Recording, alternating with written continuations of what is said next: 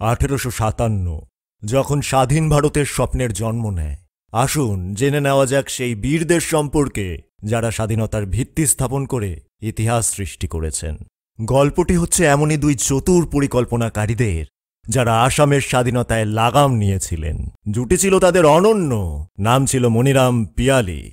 শুরু করেছিলেন মনিরাম দেওয়ান। কলকাতা থেকে বিদ্রোহের বিউগল বাজল, যার প্রতিধ্বনি আসামে পৌঁছেছিল এবং ব্রিটিশ শাসনের হুঁশ ফুটে ওঠে। পিয়ালি বড়ুয়া আরও এক ধাপ এগিয়ে তরুণদের অনুপ্রাণিত করেছেন। স্বাধীনতা সংগ্রামের এমন পরিকল্পনা দেখে বিস্মিত হয়ে পড়ে ব্রিটিশ অফিসাররা। উদ্দেশ্য ছিল একটাই, ব্রিটিশদের কবল থেকে আসামের সিংহাসন বাঁচানো। যুবরাজ কন্দর পেশোয়ার ছিলেন নেতৃত্ব শৃঙ্খলায় পূর্ণ সক্ষম। চারিদিকে বিপ্লবের শিখা ছড়িয়ে পড়ে। ব্রিটিশদের পরাধীন করে নতুন আলো আনতে হতো। অভিযান চালায় যোদ্ধারা, গোলাঘাট থেকে নগরা এবং গোড়াহাট থেকে নাগাস। এমন আবেগে মন ভরা ছিল যে ব্রিটিশদের তাড়িয়ে দিতেই হবে।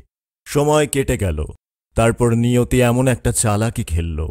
মনিরামের গোপন বার্তা ভুল হাতে পড়ে এবং এর ঢাল দুর্বল হয়ে পড়ে। রাষ্ট্রদ্রোহের অভিযোগ পড়ে হয়ে যায় গ্রেপ্তার মনিরাম পিয়ালি।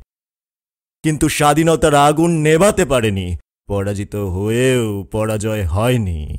মনিরাম পিয়ালিকে ব্রিটিশরা ক্রুশবিদ্ধ করেছিল। তাদের দেশপ্রেমের জন্য তারা আজ ও চিরকাল অমর হয়ে থাকবেন। 1857 সালের যুদ্ধের গল্পগুলি এখনও প্রতিটি ভারতীয়দের হৃদয়কে উৎসাহ ও উদ্দীপনায় ভরিয়ে দেয়।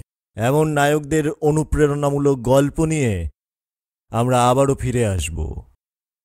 আজাদি কি অমৃত কাহানিয়া তথ্য ও সম্প্রচার মন্ত্রক এবং নেটফ্লিক্স দ্বারা উপস্থাপিত।